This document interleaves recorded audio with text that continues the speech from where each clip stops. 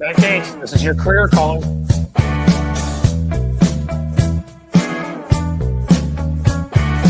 Matt Gaetz, line one. This is law enforcement calling.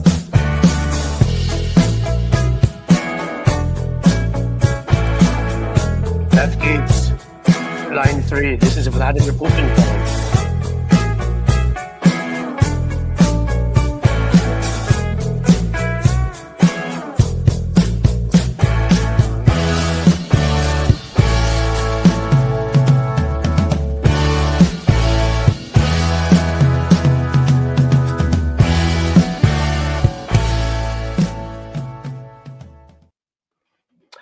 Hello there. Interesting news today. Welcome again from the Queen City, the Radio City, and welcome to the party. Well, folks, a line we all thought that we would never hear before has been said. Matt Gaetz has pulled out. It's the first time for everything.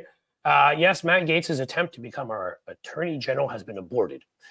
His throbbing anger, his breathless ineptitude, and his just downright silliness has failed.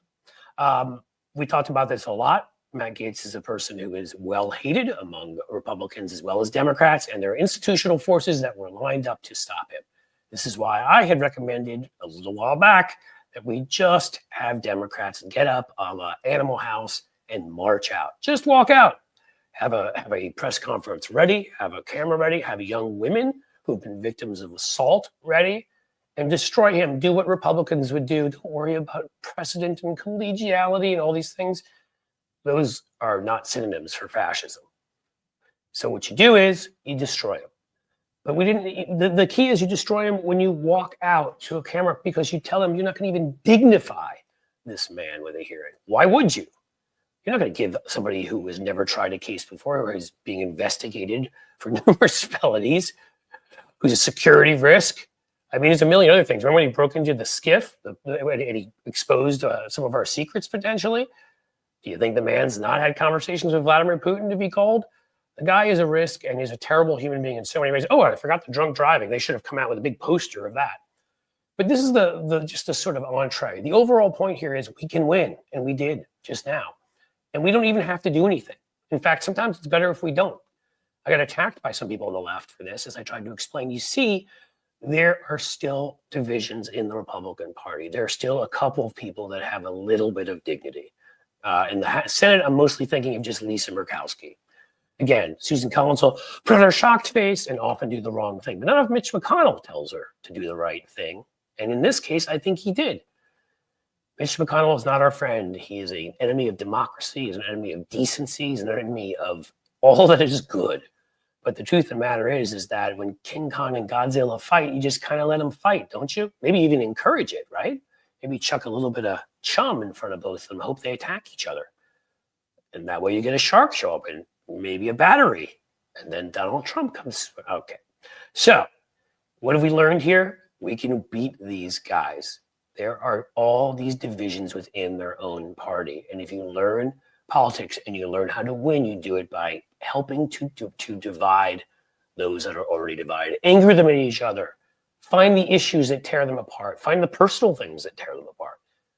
Stop being nice. And again, there are a number of Democrats in the House who've learned this lesson, but we need a party transformation quickly. We need to all get on the same page as our loudest Jasmine Crockett's and Eric Swalwell. We cannot have people who are just sitting there sort of saying, oh, well, we'll give him a hearing. No hearing. He's not qualified and he's a criminal. No hearing for Peter Hegseth with his Nazi symbol on his arm and his rape. No hearing for RFK Jr. Thinks if you use Adderall, you should go to prison for 10 years. And thinks that Jews are uniquely somehow immune to COVID. And thinks that, I guess it just was reported to the government. Our own government started doing it. And we can go on and on. It doesn't really matter. In the end, he's a lunatic. Oh, and by the way, there's also Tulsi Gabbard, who we've been hearing about for years, and her connections to Russia. Again, and there'll be more like that. Look, some of them like Marco Rubio and Stefanik and others are going to get through. And old gravel pit herself.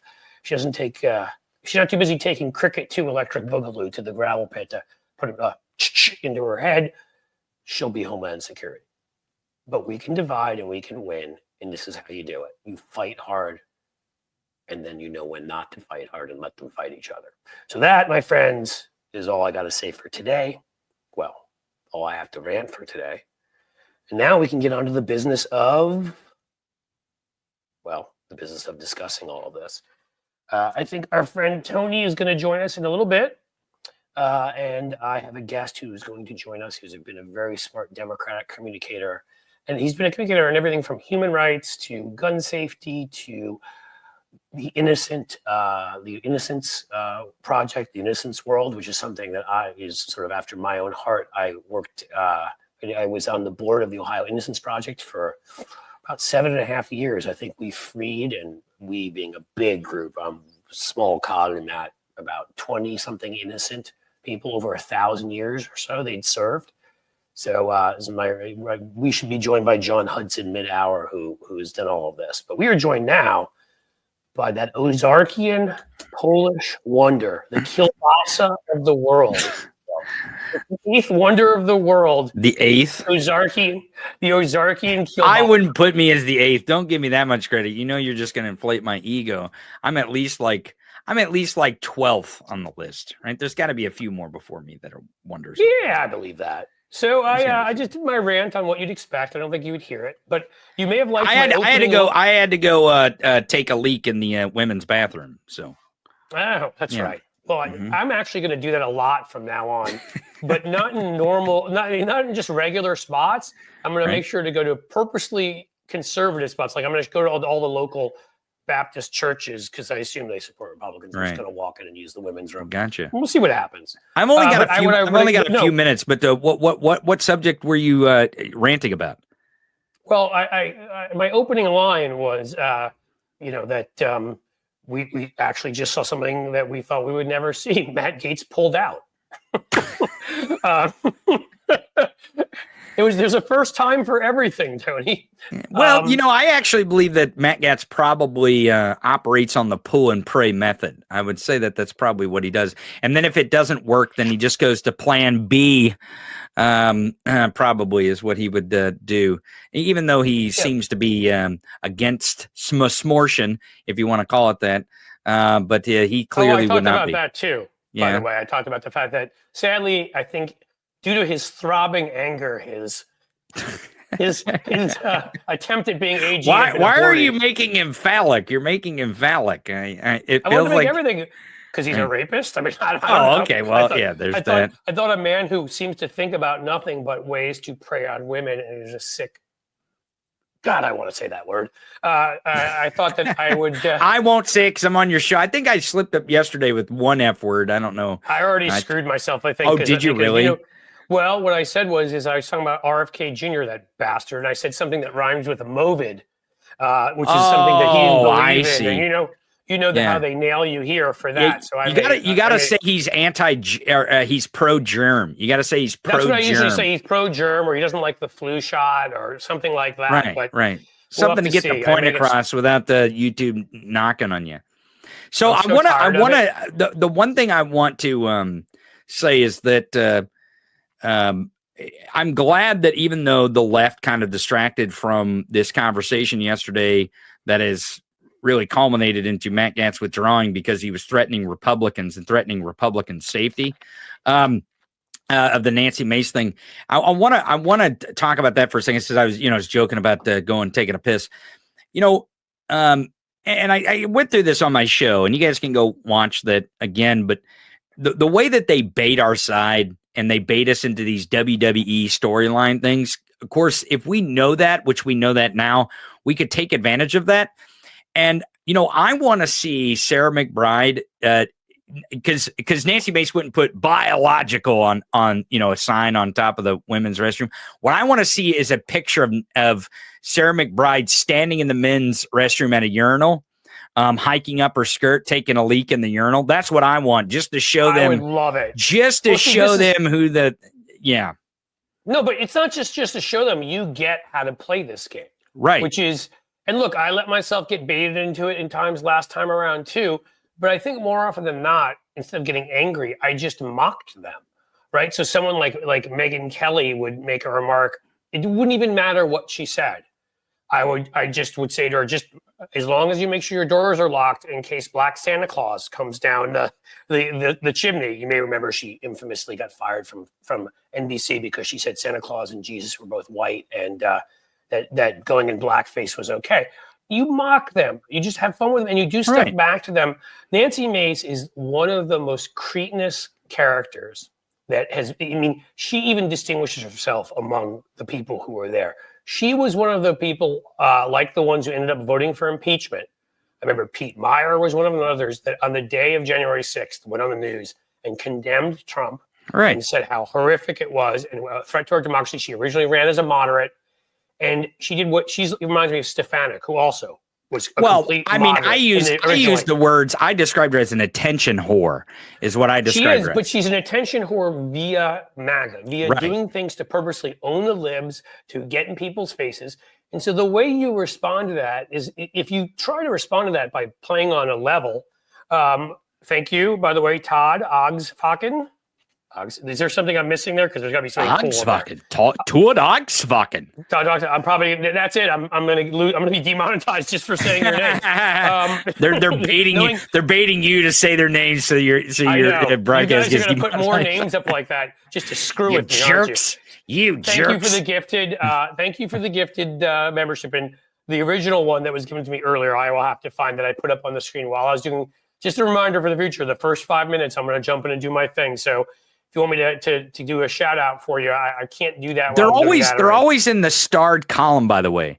Do you see live and then starred? You see starred? All of them are right there in that starred column. Look at that shit. They automatically go stuff as we're going live. We're gonna do it live. We'll do it live. That's how we do it here. That's Bill O'Reilly. So M. Simpson, new member. Thank you. Okay, Tony. But again, back to the imagery of Sarah McBride absolutely owning them, where she's in the men's bathroom. Like, hey, if you want me to pee in the men's bathroom, fine, I'll pee.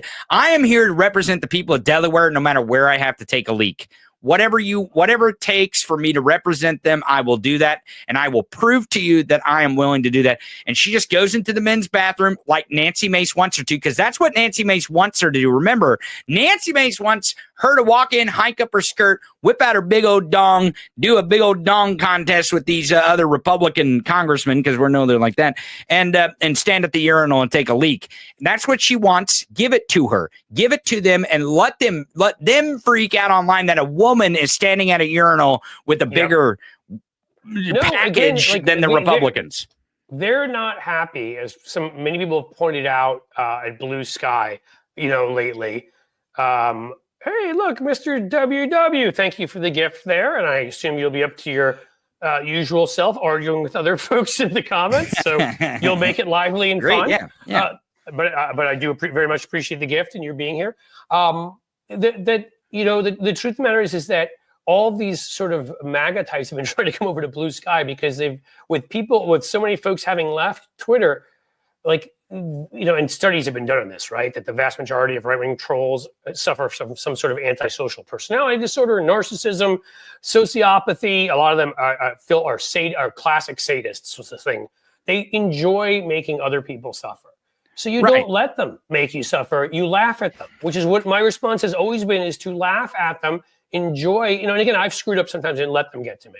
I'm not saying I'm perfect, but the thing you can best do is laugh at them and then do the thing that annoys them. Don't even respond. This is how I always took debates too, which is if I went out debating a Republican on TV, they could say whatever they wanted, and I would just dismiss it with something along the lines of the Black Santa remark with Megyn Kelly.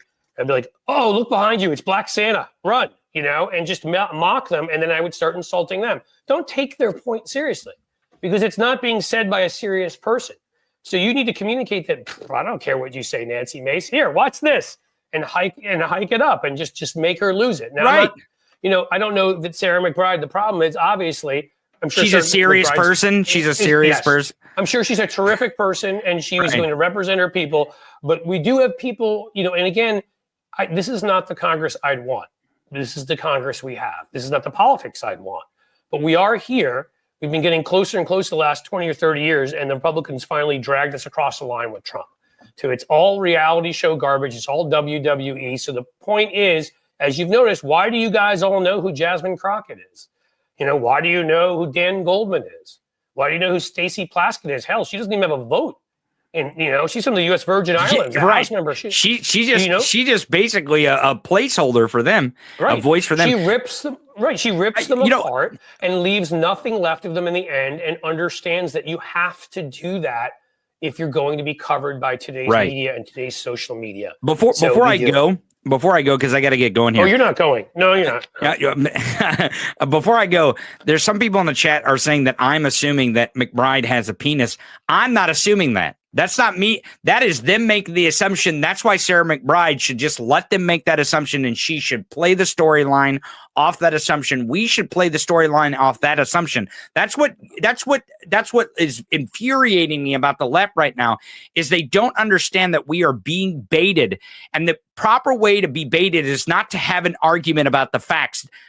Listen, facts mean if you look Nancy at this Mace, election, Nancy facts Mace mean cares. nothing. Yeah, Nancy Mace doesn't care anything about facts, or that you have your facts and you're going to tell her the facts. She does not care about that. The thing that she cares about is the storyline. That's all she. It's WWE. It's WWE. You basically go after. You go after her. Like in a personal way that is something she takes pride in, or you just respond with the thing she did. So what you said, first of all, I'm not expecting anybody to actually show their privates, which I don't know if that's legal on purpose anyhow. So it doesn't really matter what Sarah McBride's got right. We don't care. Right. I don't give a shit if she does or does not care less. Imagine now standing next to standing next to a toilet in the women's bathroom, hiking up her skirt and winking at the camera. It would drive them freaking nuts on the right. And the other thing too, I do want to say right before I go, because I'm from the country. Okay, I'm from the country, and as Chipmunk Milk, I'm from dumb fuckers them. I've gotten a passport to there before and been through. It's nice. Well, it is nice. It is nice. But as Chipmunk Milk, who is her birthday today, so happy birthday, Chipmunk Milk. Happy birthday, Chipmunk Milk. As she pointed out, that country girls know how to stand up and take a leak. They can stand up and take a leak. I've seen it before. I've witnessed before where I'm from. So it is a thing that. Whereas I'm a city boy and we know how to sit down. Cliff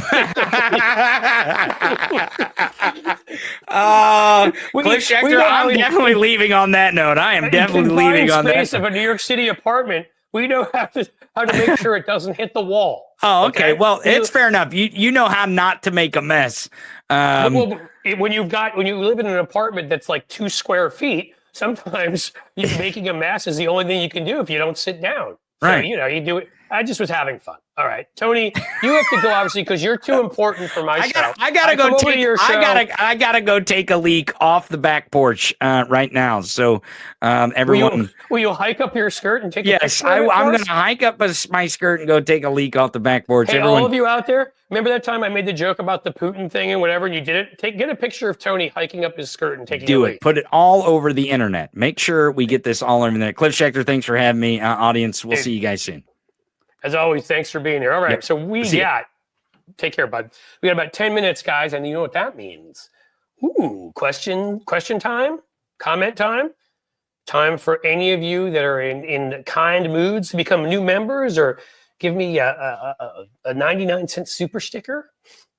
I'm just having fun. So what do we got here? Save it for you. I don't know. I can't get into the back and forth between you guys because I missed so much of it. So I'm going to say happy birthday again to Chipmunk Milk because that's awesome. I'd like to celebrate that. What else we got here, guys? Well, I'm going to have to go to stuff to read to you. We've taken care of Nancy Mace. We've taken care of Matt Gaetz. You know what? There's a question. Is it Gaetz or Gaetz? Is that just a Tony accent thing that he's calling him Gaetz? Because I think it's Gaetz. And that's what I'm going with. Hey, look at that. See? Stepping up. E. Schwartz. Schwartz? I'm going to go with Schwartz. That's a Jewish pronunciation. May the Schwartz be with you. Super sticker. Thank you so much for the $2 super sticker. We appreciate it here. Cliff, I catch you on XM. Where do you catch me? Where am I caught? I missed that. I have to find it. Karen. XM. SXM. Progress once in a while. Ooh, cool. Whose show? I do go on. Well, I mean, I go on. I don't know which one. I mean, I've gone on with Fugelsang. Good dude. His show's later at night. That can be tough for me to do with the kids sometimes. But I go on Stephanie Miller, which I'm going on next week. I'll be on with Stephanie. Love Stephanie Miller. The whole sexy liberal crowd. Those are my peeps. I love them. They are fun. They're people that know that this is a serious business we're all in, and we need to take it deadly seriously. And yet, that doesn't mean you stop joking along the way and having fun. That's why they are my crowd. Nikki Star Nova. Love me some Spaceballs. All right. My Spaceballs reference got me a little bit of love here. And Kelly Starr with a $5 super sticker. Nikki Star Nova and Kelly Starr. Those are Star Nova and Star. I don't know if Kelly, if yours was based on Spaceballs, but whatever it was based on, I am thankful. I know I should probably apply like the super stickers. Are they something I need to learn to apply to your avatars or something? I don't know. I'm going to figure this all out. I'll tell you guys again, because maybe you know somebody.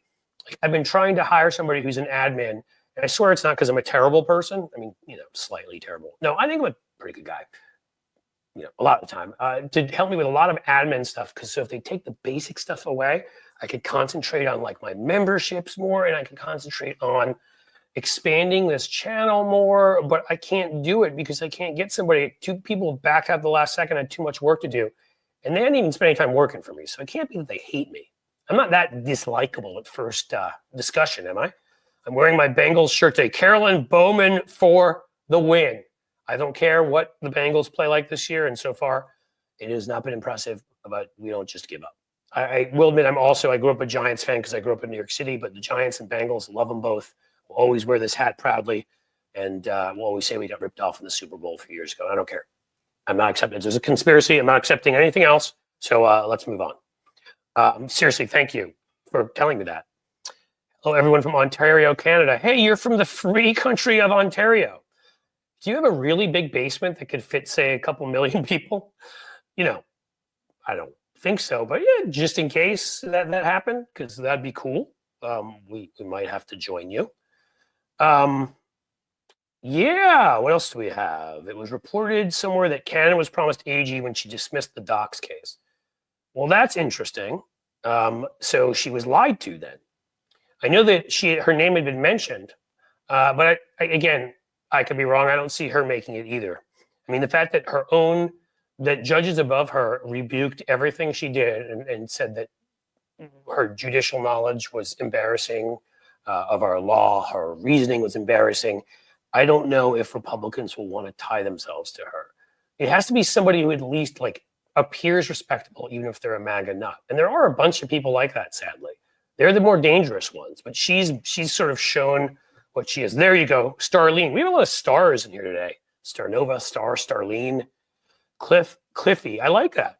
You can call me Cliffy, by the way.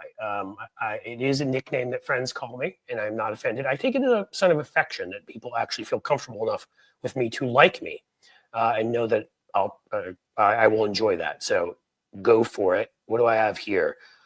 I will excuse your Bengals fandom as you are a good egg, but Ravens all the way. Brenda, isn't it enough that you kicked our butts twice? In fact, I was at the game here at home where we were beating you and found a way to lose because the Bengals do that all the time. We had the game put away with whatever it was, 7 minutes left. We were up 2 scores. We found a way to lose that game. I'm trying to remember what happened. I know it was like an interception when we were in your zone or a fumble or something stupid. They're impressive. Clifford Roblaw. I don't like that it's too formal. Look at me.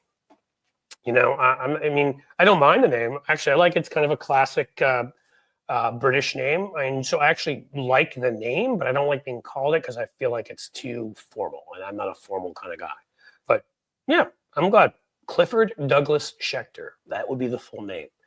And I have a son named Douglas, too, because I wasn't doing anything with that middle name. So I thought my wife and I both liked it. We're like, why don't we have it be a family name? So there you go. Now you know exactly who I am.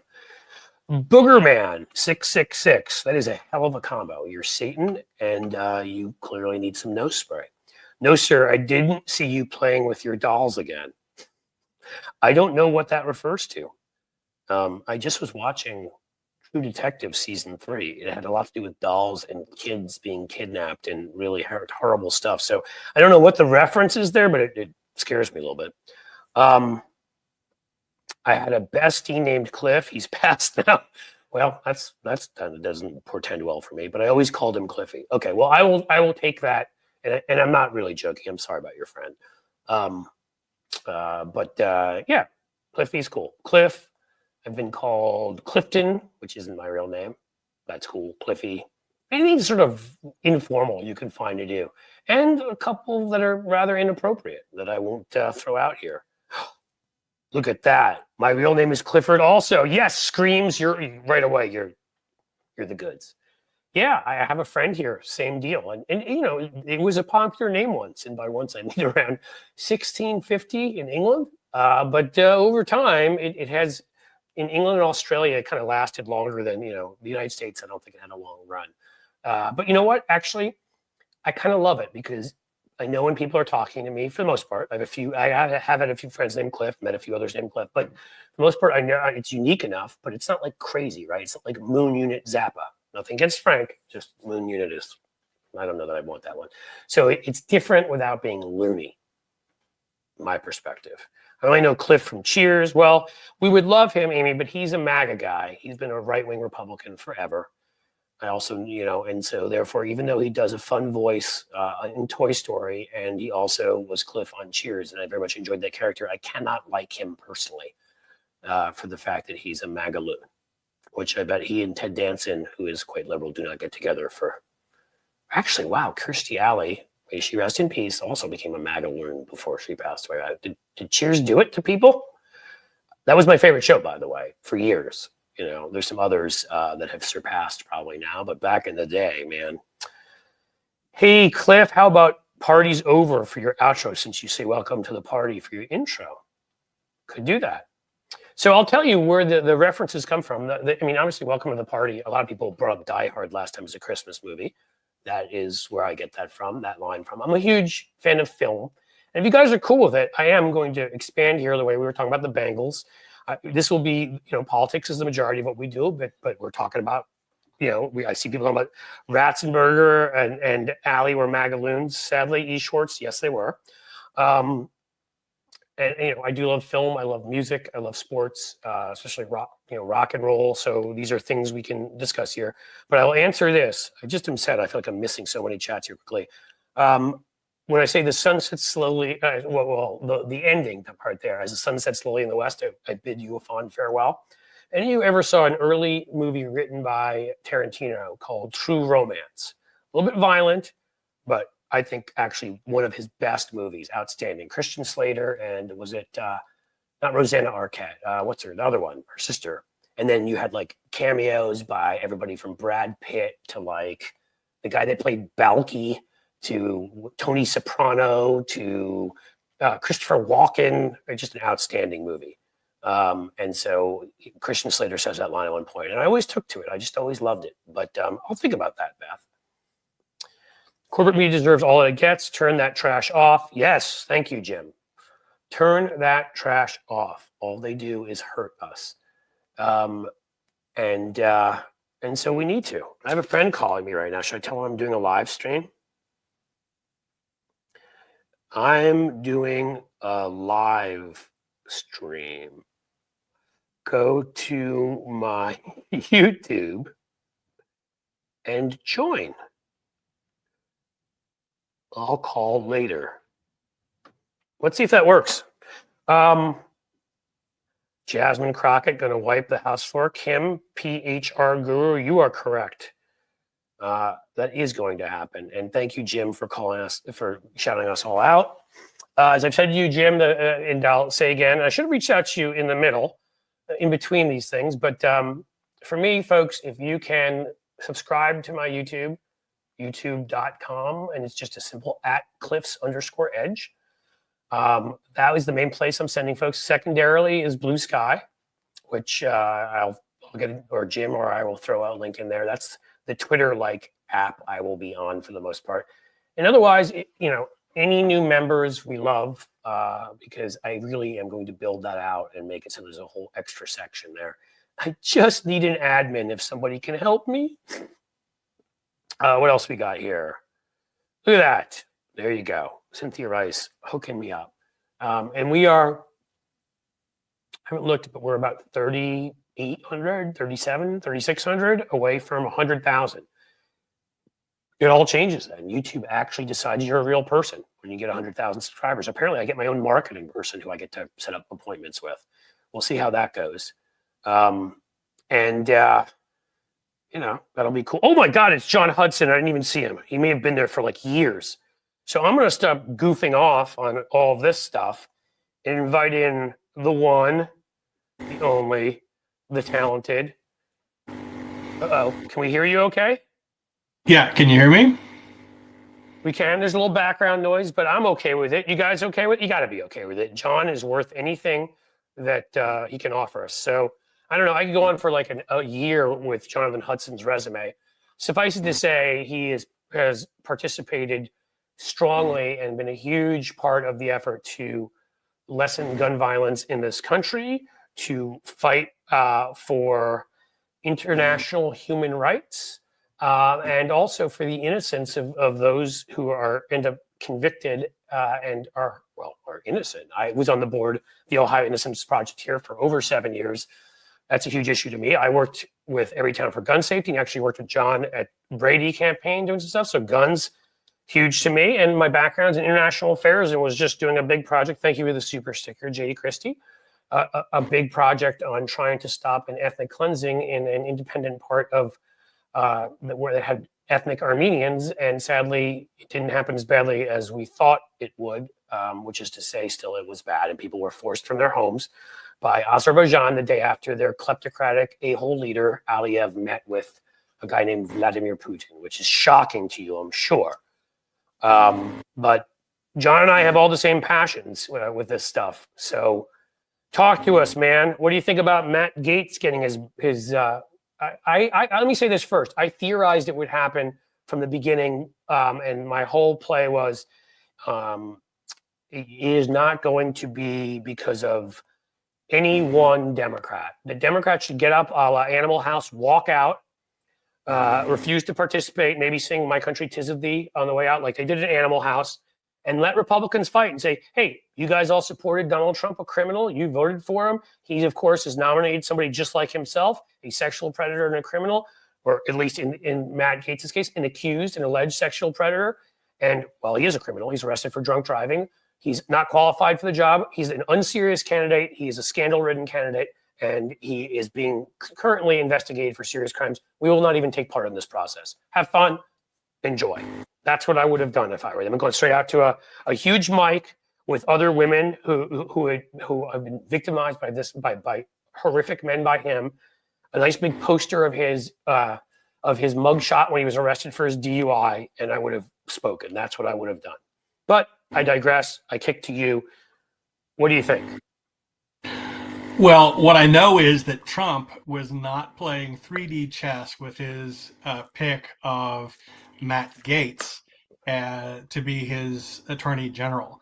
In fact, when the decision was made, his own chief of staff was sitting in the back of the plane. She didn't even know that Gaetz was under discussion because they had talked about a short list of possibles. Gaetz was not on the list. He didn't tell his own chief of staff. He gets off the plane and announces on the tarmac, my pick is Gaetz.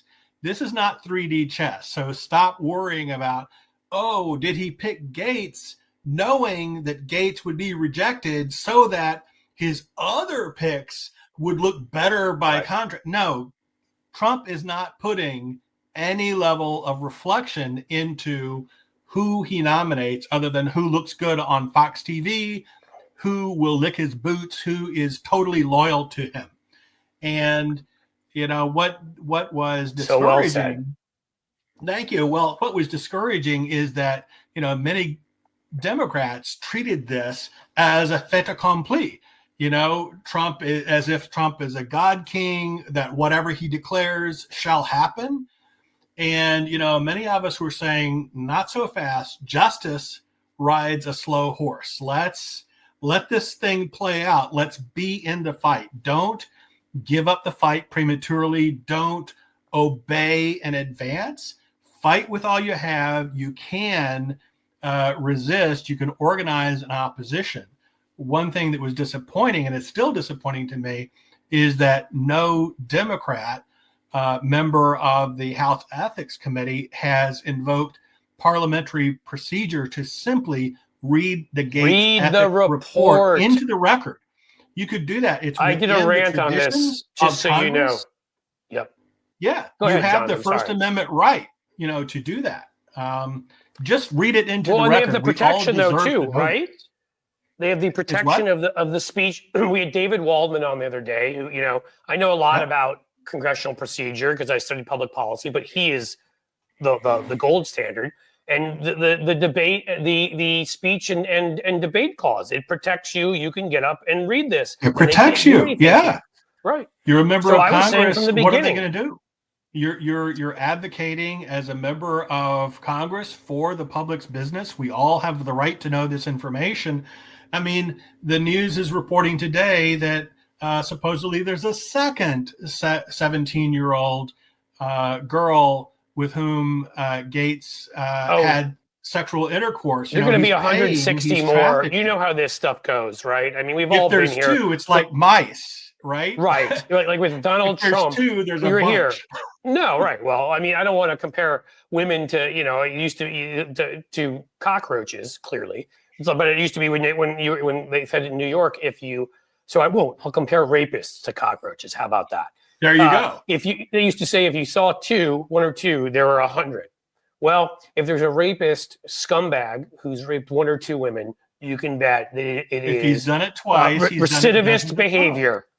It is recidivist behavior, and there's a ton, especially with abusive men. And there's more of it, so a lot more will come forward. But that's why I said from the beginning. First of all, the all of society, the agreeing ahead of time. What is that? No, you stand up and you fight ahead of time, and you send the exact opposite message. We're going to grind everything to a halt. We're going to make everything hard. We're going to make everything slow. You're going to have to fight your way through molasses to get anything you want through here. And we're going to build up our immune system right now while Joe Biden is still in power. So I said, I'm glad he's putting on all these judges, but I don't know if they're doing some of the other stuff, but people should be getting pre-pardoned who've been threatened. We should be having people appointed to executive positions, on sub-cabinet positions that don't have to be voted on. Hell, if there's a treaty out there, sign it. Anything you can do with just the Senate or the president or just the president, do it. One thing you mentioned about pardons, I'd like to hop on that. Biden campaigned on the idea of eliminating the federal death penalty, which is a scourge on society. It's been shown that innocent people have been convicted. You know that through your work on the Innocence Project. But even people, who were guilty, found guilty of crimes, I would argue, they still have human dignity. They still have human rights. And the death penalty is an irreversible sanction. We get it wrong all the time. There's a disproportionate number of Black and brown people on death row, and we have such a racially biased and inaccurate and flawed justice system that at this point Biden should make good on his campaign pledge to eliminate the federal death penalty. And here's what he could do. Right now there's more than 40 people sitting on federal death row. He can't do anything about the state cases, but on federal death row there's 40 people whose lives he could spare by commuting their sentences from capital punishment to life without parole. That's an absolutely easy thing he could do.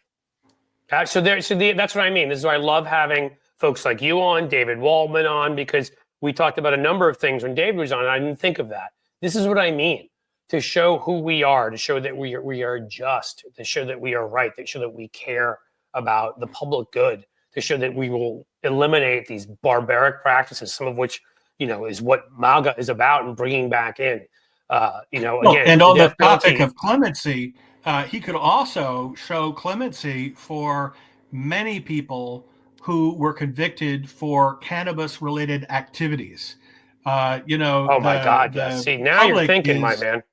Yeah, the public is saying, stay out of our business, federal government, in terms of people self-medicating with, medical marijuana or what have you. people are being convicted wrongly to very harsh sentences, and there's really a strong case for the clemency of people convicted under federal laws. They need the clemency. They need their freedom. They need to be returned to their families. They need their voting rights restored. And that's something that he could do. Biden has been very paltry on his issuance of pardons and his well, now's the damn time to stop being clemency. paltry, because I've been a big supporter. I think he had an incredible presidency overall, and what he accomplished. He did overall. From the stimulus bill on to the infrastructure bill, where he used what Republicans needed to bring them along, because they needed some projects of their own. I always point out how I live here in Cincinnati. We are connected to Kentucky. Mitch McConnell couldn't get anybody to fix a bridge or two that were falling down. So you knew Mitch wanted that to happen for his wealthy, donors in northern Kentucky, there's a whole bunch of them there. So I mean, Biden did a lot of that stuff brilliantly. I'm critical when it comes to DOJ. I'm critical when it comes to national security and some of the ways he's handled, or not, in my case, put down his foot with Russia. I think it should have been made clear to them before they even did a damn thing in this election that what we're doing right now with Ukraine, we'd be doing that and much more, and every other thing we could do financially, militarily, short of going to war, which I wouldn't do, obviously, but to help those countries if they did a damn thing to interfere in, or I hate when I use that word, to cyber attack our election. And that's right. So there's that, but it's the same thing here. Use the pardon, use clemency, appoint people in positions where they'll be hard for Donald Trump to get rid of them, embed more people in the federal bureaucracy, get as many judges on there as you can, all of this. Executive orders up the wazoo, which then they have to vote out and get, I think they to get rid of executive orders, don't they need a supermajority, I believe? They certainly need a majority. And everything else you can possibly do it. But that that's the way to relations. handle autocrats like Putin. Yeah, you got to stand up to them. You got to stand up to, the Viktor Orbáns and the Donald Trumps and the Putins and the Xis and the, all the would-be dictators around the world. You've got to be firm and realize that a lot of the time they're just saber rattling when they draw their, Putin changing his nuclear doctrine. And saying, I'm going to go nuclear. No, you're not. No, you're not, because you'd be destroying yourself and your own country.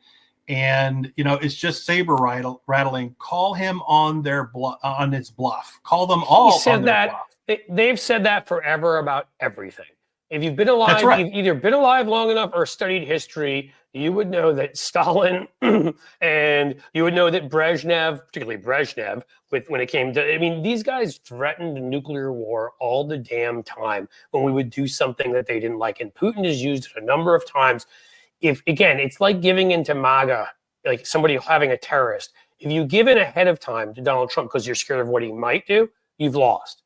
And you give in to Vladimir Putin ahead of time because you're scared of what he might do. No, he doesn't want to die. He doesn't want Russia destroyed. He's an evil person who wants to reconstitute, if not the Soviet Empire, go further back and put the Tsarist Empire together. He's just not going to do it. And if he chose to use nuclear weapons on us, you could be pretty sure he was going to use them on us for something else. If we can't give in every time he makes a little threat, and again, to me, that should have been part of election protection, would have been making sure to him that the financial, military, and other pain they would go through by our arming people, by our freezing even more assets and everything else. But again, we are past that. What we're not past right now that you've brought up is the pardons and the other things that Biden can do. And the speeches that can be made by Democrats, because courage is infectious. I want the Gaetz report. I'm tired of us being a party of collegiality and of tradition in the face of, we're the conservatives or something, in the face of fascism, in the face of an assault. Get up, use the debate clause, and read the damn report. Get up and do numerous other things. Yeah. Show right away that you're not going to be their patsies. You're not going to sit there and let them push you around. Get in their faces. Use the media to attack them. Go. That's what I have to say. And you know what keeps autocrats like Putin and Trump awake at night?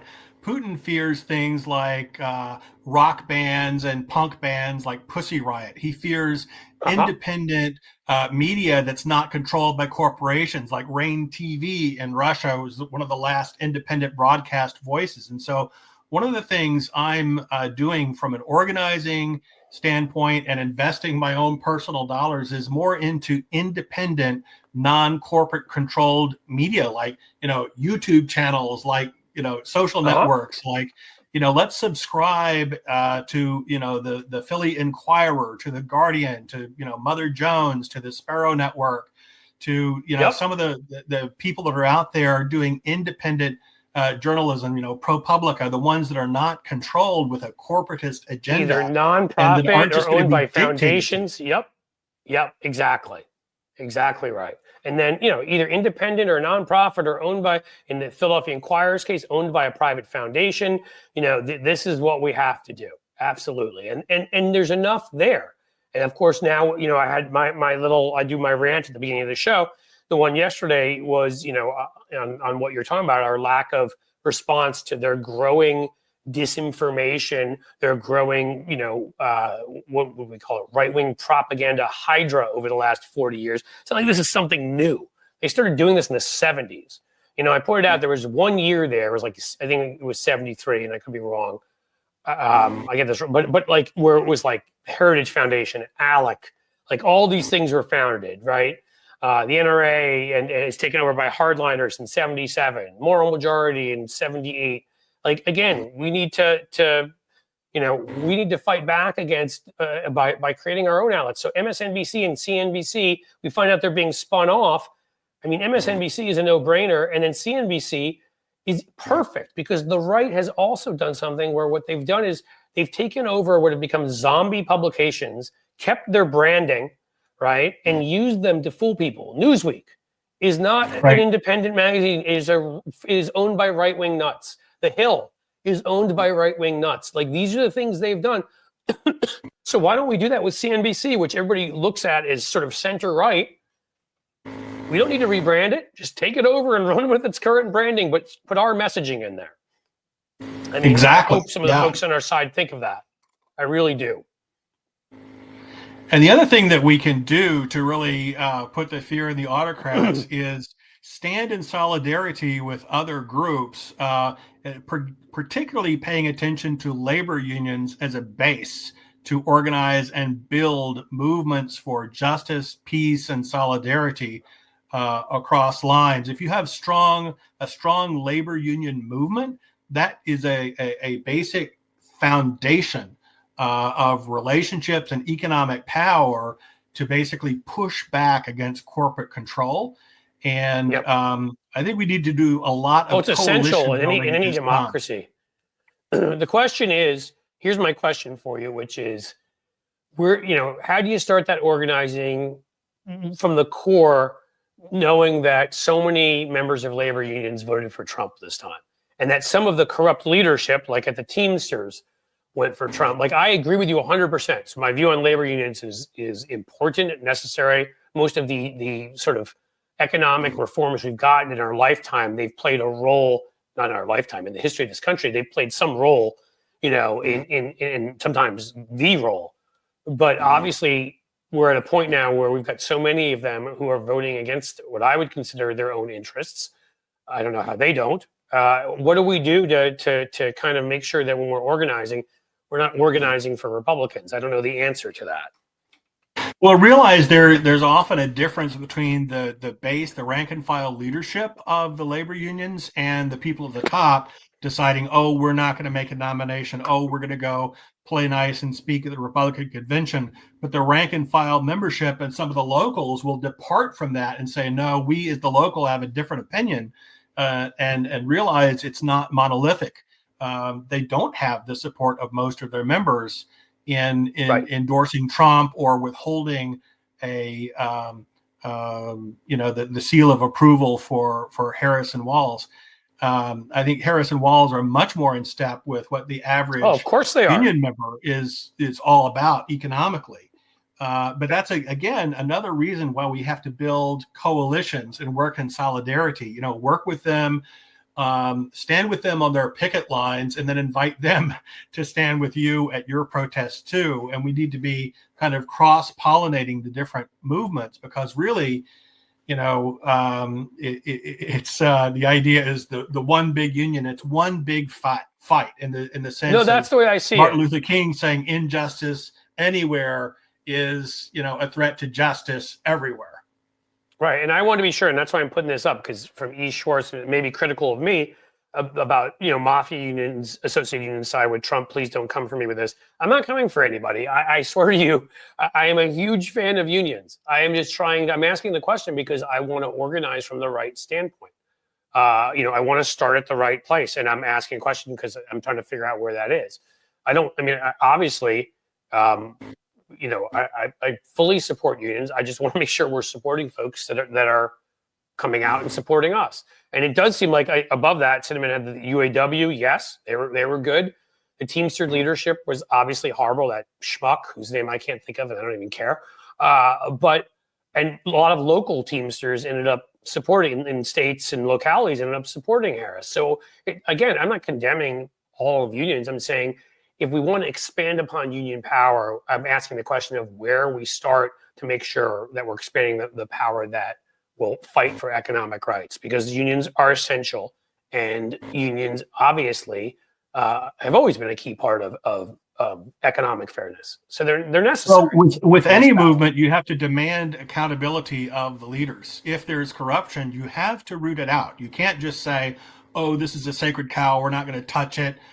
We dare not criticize our own." Hey, it's like somebody on Blue Sky was saying, "Oh, you know what? If the Dems leak the Gaetz ethics report, then the Republicans would turn around and start leaking ethics investigations of Democrats." And to that I say, go right ahead, because those are the worst arguments. I hate those. Corruption. Sorry, I didn't mean to cut you off. Finish up. I'm sorry. Yeah. Go ahead. No, we want to hold our leaders accountable for corruption. We're not going to say it's okay if you're a Democrat, it's only wrong if you're a Republican. Hold them all accountable to the same standards. So that's right. Having accountability within labor unions is essential. If you think there's corruption, then hold them accountable and weed them out, because it's too important that we build the unions, build the coalitions, and we have to have the frameworks to hold ourselves and our leadership accountable. So call it out when you see it. Go ahead, go right ahead. Yep. Yeah, I mean, look, we when the Bob Menendez thing went down, we were all like, all right, let's get him out of here, because we don't support criminals. We're not a cult. I couldn't stand Eric Adams in New York long before I'd heard the stories of corruption, but certainly once the conviction came through, get him out. And luckily there's an election coming up where we can do that. Why would we want folks like that? And if it's funny, what you end up seeing happen, it's not funny, it just makes complete sense, is when a member of the Democratic Party ends up becoming corrupt, you will see them eventually end up becoming a Republican, because they're fully accepted there. They're willing to make that trade. So you go over there and you insult Democrats from their side, like Rod Blagojevich, right, is an example, or whatever. Like, they join MAGA because MAGA is criminals are invited. In fact, we actually would rather you be a criminal. We don't want honest people. So you're 100% right. And the same thing needs to happen with unions. And maybe that's it. We need to hold union, leadership accountable. We need to hold union members for if they know of corruption among other members.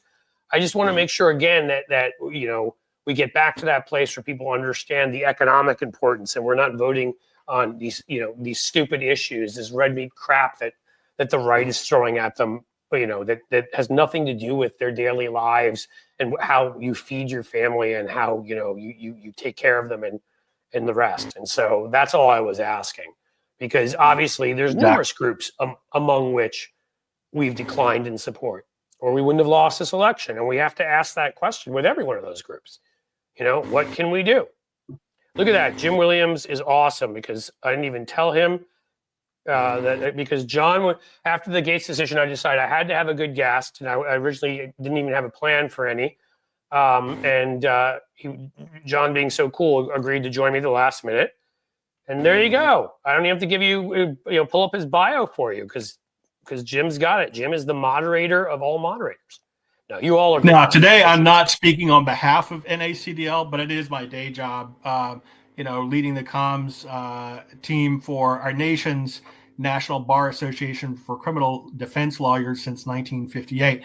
But these are my personal opinions today. I'm also a freelance writer and reporter. You can read some of my stuff and follow me on Blue Sky at John Hutson at JONHUTSON.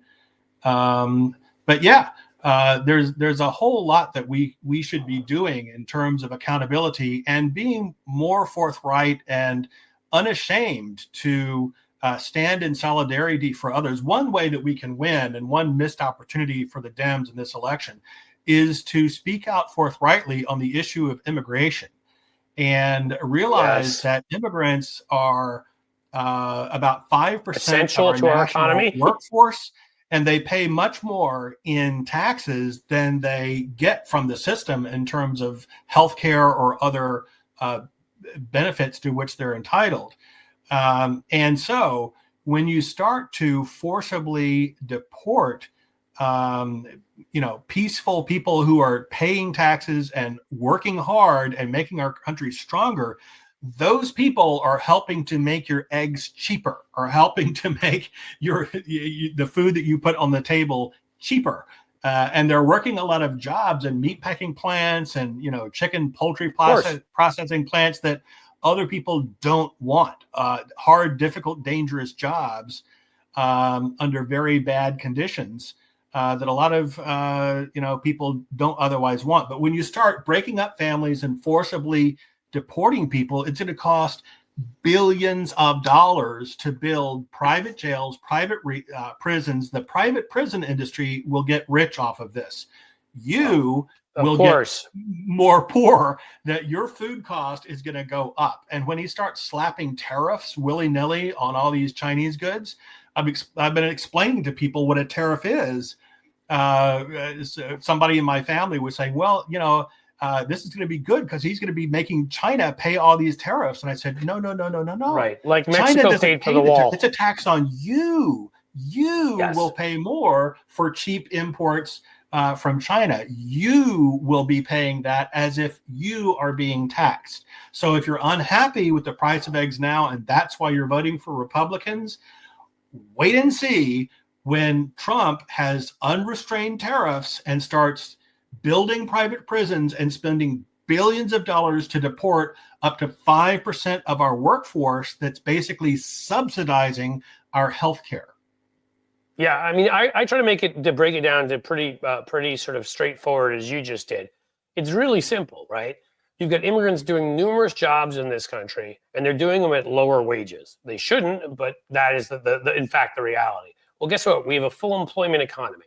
So the moment you deport a whole number of folks, let me start with it's inhumane and horrible. But when we get past that to the economic aspect of it, gee, what happens? What happens to that construction company building the house, right? What happens to those farms? Here's what happens. They have to hire people for much higher wages. Do you think they're going to cut their corporate pay, or are they going to pass on those higher prices to us because they're paying higher wages? Now, you're also raising the price of let's stick with the farm, their products, because you're slapping tariffs on China, and China is slapping tariffs on their farm products. So now it costs them more money because they're the ones in the end who get hit with this. Gee, do they pass that on to us? Or are the companies just out of the goodness of their heart going to say, nah, we'll pay the higher tariffs. It's all okay. They pass it on to us. So if you actually deport the folks he's talking about, and you actually put on the tariffs he's talking about, it literally is a formula for hyperinflation of like the pre-World War II kind, where you had to, I keep saying this, that famous cartoon of somebody taking a wheelbarrow, of like German marks to go buy a cup of coffee. That's where the dollar will be. And, if you know enough about the oligarchs, you know that their plan, of course, is they would just love to have Bitcoin that they've all invested in become the world's reserve currency. They want to crash the dollar. So it all starts to kind of make a little bit of sense, doesn't it? It's not a conspiracy. It's really right out there in the open. Everybody else suffers and they get wealthier because they suck and they're evil people. It's really just that simple. But I mean, that these guys ran on attacking inflation and are imposing two of the most hyperinflationary measures one could think of. I'd also add, by the way, and I've said this before, who do you think's paying disproportionately the sales tax? Why? It's your immigrants and it's other folks like that. The rich aren't disproportionately. And sales tax often are higher because all these places, because the rich have bought themselves income tax breaks and other breaks. Well, what happens when you suddenly deport all those folks and they're not paying those sales taxes? Gee, I don't know. Well, if you're not paying those, and the local areas that benefit from having them from infrastructure suddenly have to cut the government budget and cut what they're doing in infrastructure, cut the benefits they're giving you. What do you think that does to the economy? Stagflation. Everybody read about the 1970s if you want, because that's what this is a formula for. We would have a recession at the same time as massive inflation. Not good. Never good. And that's what they're talking about, because again, they're evil. I don't believe in sugarcoating it. They're bad people. They are cruel. They're greedy. They're often quite stupid. They're certainly ignorant of the way of world history, of the way simple science and statistics work. And they just don't care about other people. They lack all empathy. And that's what we're dealing with. That's right. There's something powerful in the words you're saying right now when you're saying, they're evil. I'm not going to sugarcoat it. I'm going to speak truth to power. Part of how we reclaim our power is using simple communicative vocabulary, naming things and calling things what they really are, which is a reason to tune out of corporate media, which tries to equivocate and pretend everything's normal. There's two sides. Let's hear all the sides. No, there's not two sides to raping underage women and then being nominated to lead the Justice Department and the FBI, as if being a rapist and a sex trafficker is a qualification for that office. There's not two sides. That's evil and non-evil. Right. There's not a debate to be had here. So we just have to call things what they are and be reality-based.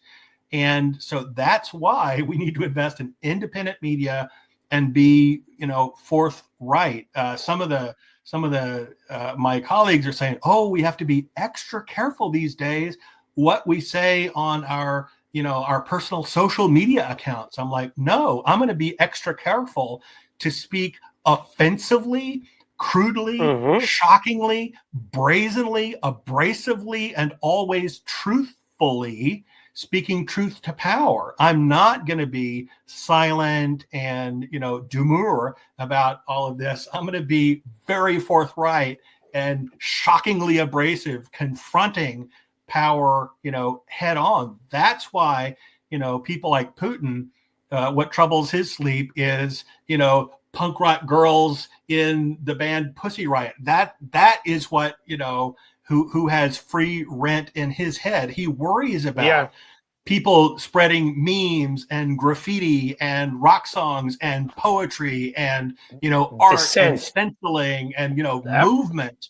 He hates that kind of organizing that communicates to regular people in a very direct and visceral way. Perfectly said. Any kind of organized dissent, especially that communicates to people in a very simple way to explain to them who their leaders are, how awful they are. And again, no sugarcoating. No, I'm obviously the same way, but I've been offensive about who they are for a long time now. So I don't know that I could. I don't know that I can get worse, but I can try, John. I'll try. The only reason I cut down. The only reason I've cut down the curses on this show and I try to get people not to curse as much is because YouTube demonetizes me when I do that, which is frustrating as hell, because I used to start these shows. These folks could probably tell you here a month ago, I used to show any one of these shows, I probably dropped about 20 F-bombs, but then I looked and I'm like, why are they telling me I'm only partially able to get ads on my show? And I'm like, ugh, you guys really were going to play this children's game like we have the FCC here? Okay. We have to act like children, and so I try to find ways to creatively curse and creatively say things that they won't pick up on. And I succeed sometimes and then I fail sometimes. My last show fully monetized. The one before, they caught me. So you never know. But yeah, the key is whatever words you use, No obeying in advance, no accepting their narratives, no accepting their lies. Again, they're going to try to get in your head and mix you up. It's not just going to be lies in one direction. There's disinformation floating all around. So you're not supposed to know what way is up and what way is down and what the hell's going on. That's when they win. And so you get demoralized and just kind of give up. That's what they want. Yeah. That's when they win.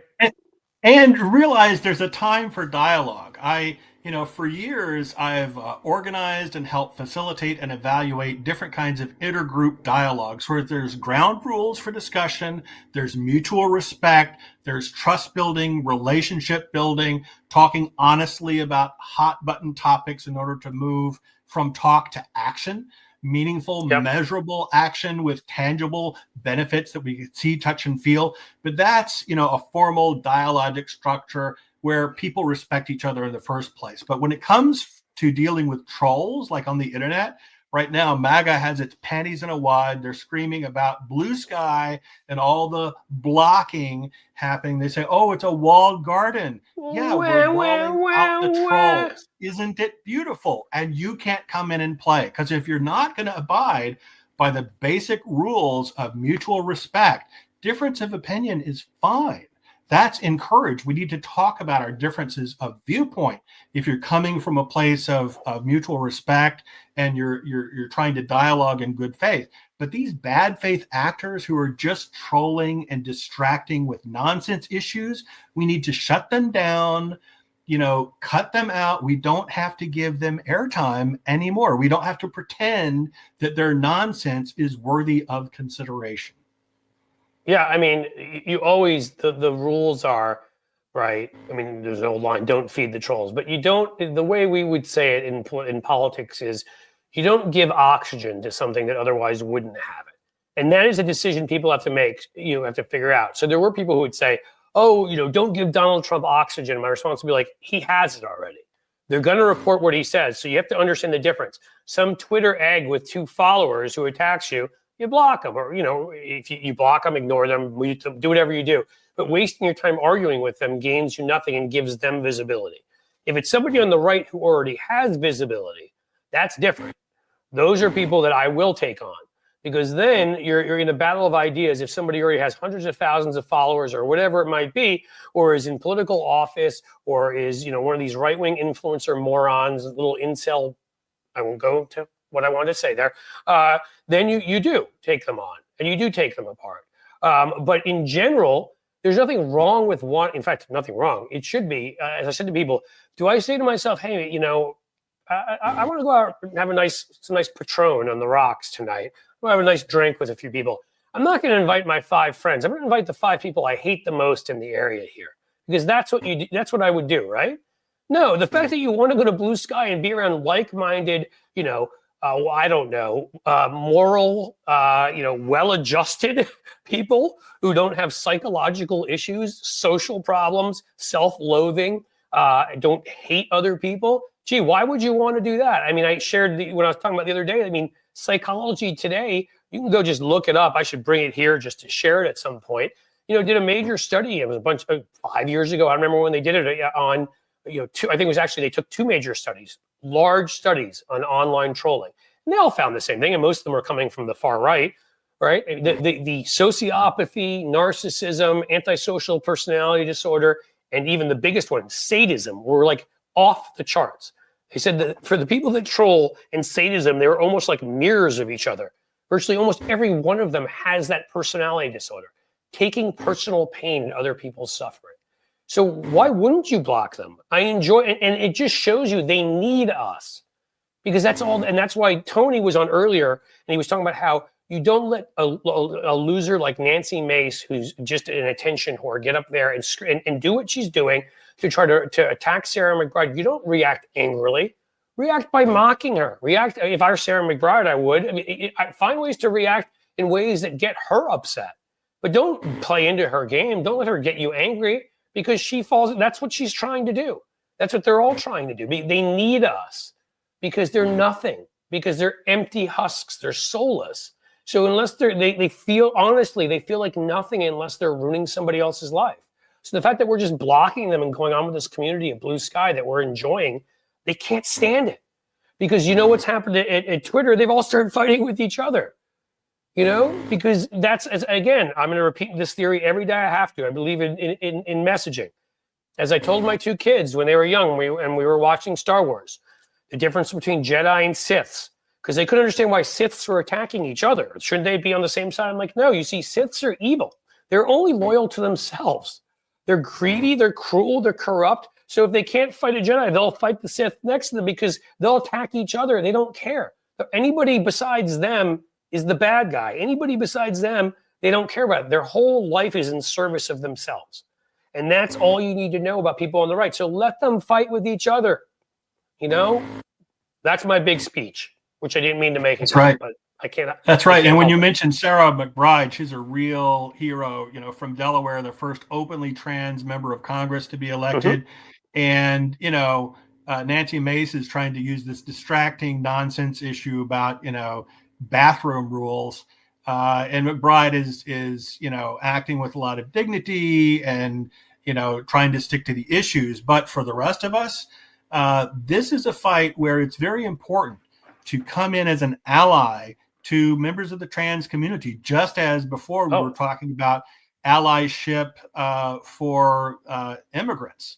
We need to be there for as allies for people of color, for trans people, members of the LGBTQ plus community, immigrants, anyone who's being stepped on, women trying to exercise reproductive freedom and their personal health care choices, people being discriminated against because of their religion, whether they're Muslim or what have you, people advocating, nonprofits advocating for the rights of and dignity of people in Gaza. You know, we need to stand up for whoever's being marginalized and and oppressed, because this is how we counter authoritarianism. We build movements, we build coalitions. We're there, we show up for each other. And, you know, we may not understand all about their pain and we have different life experiences, but we can appreciate every human being has their own dignity and their own story to tell. And we can be open to listening to those stories. We can be open to amplifying their voices and help them reach larger audiences and show solidarity with them. If you look throughout many of the civil rights struggles, you know, it's often the people like members of the trans community who get stepped on first. And if we lose the fight there, then, you know, the autocracy and the domineering spreads. So we got to defend people at the margins, bring the marginalized voices into the center. Everyone stand together. I mean, that's the whole theory behind it. That's what democracy is. The theory is the common good, the public good. We stand together. What is good for all of us, not for these couple of people, these demagogues who just try to harm to increase their own power, their own money, their own fame, their own whatever. And you said it perfectly. Right. I would add to it again. You also message. To me, I believe you message and you mock. Now, Sarah McBride has risen above it and is terrific, and I get it. She's new there. So I understand if she doesn't want to do this. But I would love it at this point if a number of trans women would just go and take pictures in front of walking into women's bathrooms and just sort of wink back at, send them to Nancy Mace online. Take a bunch of, I would love it if Sarah McBride would do it, honestly. If she looked back in a seductive way and just winked and went in. I mean, just mocked her. Because I think that's the way you handle it, is, you know, that would get her and them so angry. And you also, besides mockery, you message it. And already we've had the best message I've seen on this delivered by AOC. They're genital inspectors. That's how you should refer to them. Don't refer to them in any other way. They are and you can play with that, like calling them genital inspectors, and come up with your own thing. You can just say, we get why they want to do this. I mean, obviously, Mike Johnson would like to inspect other members' genitals as much as he likes to inspect his son's porn. Would be the kind of thing I would say that would get the press's attention. That kind of thing. There are ways to bring in attacks on them and remind people how weird they are while you do it. But that's what it is you accuse them of being genital. Anything they say, just say, why is it that you feel the need to inspect other people's genitals? Is there something you're missing in your own life? Is it something that we can help you with? I mean, don't let them be on offense. Get on offense. Mock them, message, hit them. Rhetorically, I'm saying. Yeah, fascists fear satire. They always have. So yeah, we got to use art. We got to use humor as basic, pieces of our toolkit in fighting fascism. They really cannot stand that. And so let's use the tools that they fear. Always speaking truth to power should involve the use of humor, including but not limited to crude humor where called for.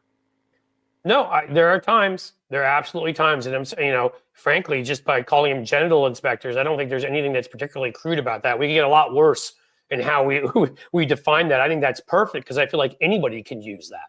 You know what I mean? Yep. Yeah. Somebody who's putting it here. This is a classic example from Mac M.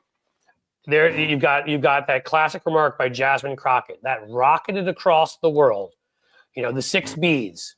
Right? It rocketed across the world. A bleach blonde, butch, badly built body. And that was everywhere. And it's because she chose, these are, to steal a line or paraphrase from Star Wars, these are the Democrats we're looking for. Okay? We're looking for the ones that are willing to fight back and understand how to use language to break through and get covered. This is the original. I'm loving doing these now because I get to interact with people and we hopefully educate and we have some fun along the way and we fight back. But originally, my channel was founded under the premise of, Stephanie Miller would always call me when I go on her show monthly, an alpha Democrat. And to me, the premise of this is you can be a good Democrat, care about people, and still be ready to rhetorically kick the bad guys in the teeth and fight back, and do it in a way that's funny and interesting enough that people pay attention. Jasmine Crockett's one of those who does that. We have about a dozen in the House, and we need more. There's a couple in the Senate, but we need more. So I think that's pretty close to what I wanted to get to today. John, I appreciate your coming on very short notice because I was going to do something a little different, but then with the Gaetz backing out, we had to have a smart communicator here to have that discussion and others. I'm going to stay here with folks just for a minute or two after you check out just to say adios. But why don't you tell folks once again where they can find you? I'm on Blue Sky at John Hutson, at JONHUTSON. I'm also on Twitter, but I'm much less active on Twitter these days. I'm moving it over to Blue Sky. And again, this is just my personal opinions today, not speaking for anybody else. Just me. All right. Well, you have the right to have those personal opinions.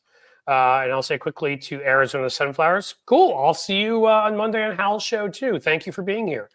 But John, awesome. It's been a little while, so it's good to even talk to you in front of an audience. It's been fun, and you're always such a straightforward and really good communicator. So I'm hoping people, no BS, no sort of, wandering over here and there, just straightforward, because that's what we need to do. Simply tell the story. Who are the good guys? Us. Who are the bad guys? Them. Why? We explain that in simple language, and we tell the story. We tell the story that way. Explain, and we mock them and make sure people understand how bad they are along the way, and we will win again. So thank you for being here, and I'll talk to you soon, buddy. All right, cheers. Take care, man. All right, guys, we're just a couple more minutes, and I think we will have run our course. I wanted to thank you all for being here. I missed a couple of our folks while that was going on, and Tony taught me this neat little trick. So I didn't get to thank. Who did I not get to thank? Carolyn Bowman for $1.99. Oh, you said you're wearing your Bengal shirt. I did thank you, but that's cool. Booger Man, you twice. Wow. Spaceballs quote. Thank you for the $2 super chats or super sticker super chats. JD Christie, we got that. Mr. Stoner, 2 dude. All right, Mr. Stoner, $2 for Cincinnati Cliff. C-Bus in the house. We love our Columbus. We have our Hell is Real soccer tournament, which we can explain to everybody else next time. RD Hooten, a new member. Thank you. New members are awesome. And Kim, PHR Guru, for two different $2 donations. Biden should do more. Stop Trump by Immunity Act. I've said that a number of times. They gave him immunity. Why don't we, while Biden's doing everything he's doing, use that for some of the things he's doing? And you said later, but we will have companies arbitrarily raise prices. Yes, we will. Companies will arbitrarily do it. They will price gouge. They do that. But you know what? They'll do it even more if we place tariffs on them. They'll do even more if we deport their workforce, if they pay their workforce twice as much. So that's everything I've got for today. You guys have been awesome. Let's keep up the fight. You should be happy about what just happened with Matt Gaetz. It shows what happens when we stay together. Trump is going to pick the worst people because he's the worst person. These fights are winnable. Most of them are. We can't get every one of them, but we can win a lot of them. We can put a lot of dent in his momentum and his power from the beginning. Then we start heading towards next year's elections. We have a big one in Virginia and New York mayors and the midterms, and we can start winning back as we did in 2017 and start showing people who they really are. We've done it before. We can do it again.